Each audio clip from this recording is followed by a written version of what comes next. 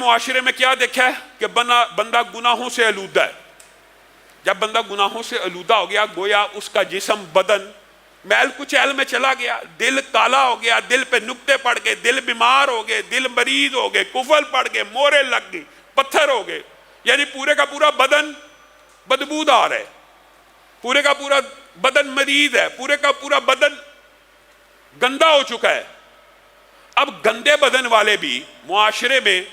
علماء کے پاس, مولویوں کے پاس آ کے کہتے ہیں فلاں تسبیح بتائیے, کوئی تسبیح بتائیے, کوئی وظیفہ بتائیے.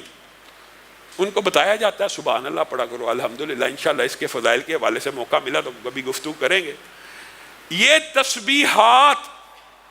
کیا گناہوں سے لتھڑے ہوئے جسم کو, گناہوں سے آلودہ جسم کو اس طرح فائدہ پہنچا سکتی ہیں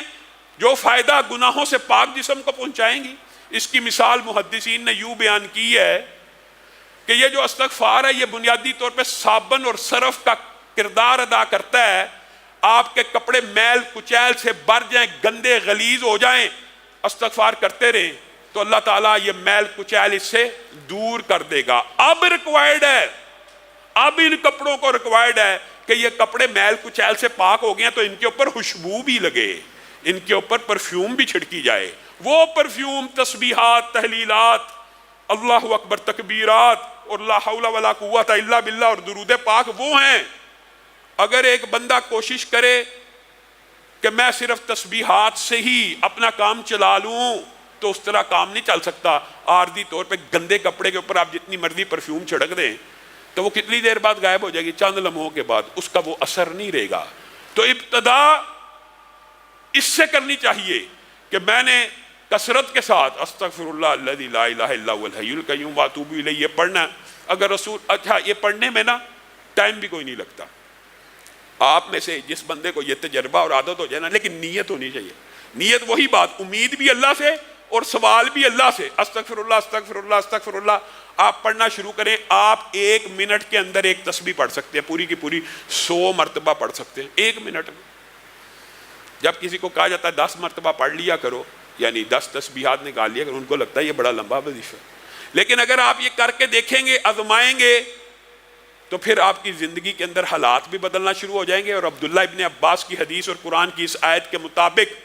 اللہ تعالیٰ پہلی بات آپ کو گناہوں سے پاک کرے گا, پھر آپ کو مال دے گا, پھر آپ کو اولاد دے گا, پھر آپ کو رہائش گاہیں دے گا جن میں بڑے بڑے باغات ہوں گے, پھر ان باغات کو بھی اللہ خود ڈیکوریٹ کر کے دے گا. یعنی آپ کے پاس ایسے وسائل اسباب پیدا ہو جائیں گے کہ آپ ڈیکوریٹ کر سکیں, یا آپ کی کھیتیاں ہوں گی, آپ کے باغات ہوں گے جن پہ وافر پھل آئے گا. یعنی ہر طرف سے رزق کی بارش کہاں سے آئے گی؟ اس استغفار سے آئے گی. اور سید الاستغفار, سید الاستغفار ایک وظیفہ ایسا بھی اللہ رب العزت نے نبی کریم کے ذریعے ہمیں بتایا ہے کہ جو بندہ بھی 1 مرتبہ صبح, صرف 1 مرتبہ, 10 20 100 دفعہ, 1 مرتبہ شام کو پڑھ لے تو اللہ تعالیٰ نہ صرف اس کو گناہوں سے پاک کر دیتے ہیں بلکہ جنت الفردوس میں داخل کر دیتے ہیں. آپ اور میں یاد تو کرتے نہیں, سب جائیں بخاری شریف اٹھائیں, سید الاستغفار دیکھیں کیا کہاں لکھا ہے, پڑھیں اللہم انت ربی لا الہ الا انت خلقتنی وانا عبدک وانا علی عہدک ووعدک ما استطعت اعوذ بک من شر ما صنعت ابوء لک بنعمتک علی وابوء لک بذنبی فاغفر لی فإنہ لا یغفر الذنوب الا انت. یہ یاد کرنا مشکل نہیں ہے. بعض روایات میں لفظ ابو لک بذنبی اور بعض میں ابو بذنبی, دونوں میں کوئی فرق نہیں ہے. 19-20 کے حرف کے فرق سے دونوں روایات موجود ہیں, آپ پڑھیں. یہ سید الاستغفار ہے, آپ اس کو صبح 1 دفعہ پڑھیں, 1 دفعہ شام پڑھیں. اپنی زندگی کا معمول بنائیں کہ ہم نے استغفر اللہ کی جو تسبیح ہے نیت کے ساتھ, ارادے کے ساتھ, گناہ نہ کرنے کے عزم کے ساتھ, ہمیشہ کے لیے چھوڑنے کی نیت کے ساتھ, اس گناہ کے اوپر نادم ہو کے کرنا ہے, تو اللہ رب العزت یہ سارے کے ساری 6 کی 6 برکات آپ کے اوپر نازل کر دے گا. لیکن اگر آپ کی نیت میں گناہ چھوڑنا نہیں ہے, اس کے اوپر یہ ارادہ ہے کہ رمضان گزر جائے گا پھر وہ گناہ شروع کر دوں گا, یہ اللہ تعالیٰ کو مطلوب اور مقصود نہیں. ارادہ یہ ہو اللہ تعالیٰ قبر تک وہ گناہ نہیں کروں گا. اور میں آپ کو یہ بات بتلاؤں, یہ لوگ سمجھتے ہیں کہ یہ جو توبہ استغفار ہے یہ صرف گناہ گاروں کو کرنی چاہیے. آپ کے سامنے رسول اللہ صلی اللہ علیہ وسلم کر رہے ہیں, اور یہ صرف رسول رسول اللہ صلی اللہ علیہ وسلم ہی کی سنت نہیں ہے، یہ بھی آپ کو بتلا دوں۔ یہ سابقہ جتنے انبیاء آئے ہیں ان کی بھی سنت ہے اور ان کا ذکر بھی قرآن پاک میں موجود ہے۔ حضرت آدم نے توبہ کی ہے، قرآن پاک میں الفاظ موجود ہے نا، ربنا ظلمنا انفسنا، خود کا۔ حضرت نوح نے بیٹے کے لیے دعا کی نا، بعد میں کہا نا اللہ تعالیٰ مجھے معاف کر دے، میں نے اس چیز کا سوال کیا جو میرے پاس علم نہیں تھا۔ حضرت موسیٰ سے جب بندہ مر گیا تھا دعا کی تھی نا، توبہ کی۔ یونس جب مچھلی کے پیٹ میں گئے دعا کی، توبہ کی، لا الہ الا انت سبحانک انی کنت من الظالمین۔ تو گویا انسان کو یہ نہیں سوچنا چاہیے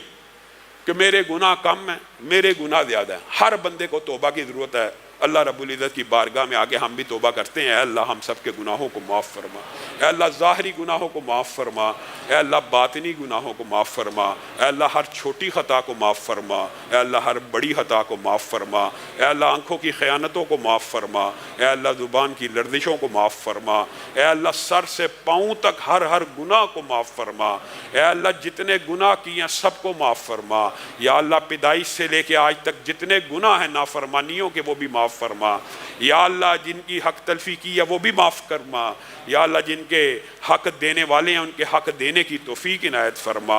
یا اللہ جنہوں نے ہمارے حق دینے ہیں ان کو بھی ادا کرنے کی توفیق عنایت فرما، یا اللہ ہم سب کے گناہوں کو معاف فرما، یا اللہ ایک ایک پائی اتارنے کی توفیق نصیب فرما، یا اللہ جو مشکلات کا بائی شکار ہیں ہر روز کہتے ہیں دعا کریں، یا اللہ ان کی مشکلات کو دور فرما، یا اللہ ان کی مشکلات کو دور فرما، یا اللہ جن کے پیسے پھنسے میں ان کے پیسوں کو، یا اللہ ان کے پیسوں کو ادا کروا، یا اللہ ان کے پیسوں کو واپس لٹا، یا اللہ جتنے لوگ پریشان ہیں یا اللہ ان کی پریشانیوں کو دور فرما، یا اللہ ہم سب کو رزق حلال فراہ نصیب فرما، یا اللہ ہم سب کو رزق حلال فراہ نصیب فرما، یا اللہ آپ سے التجا ہے، یہ استغفار کا درس پڑا، یا اللہ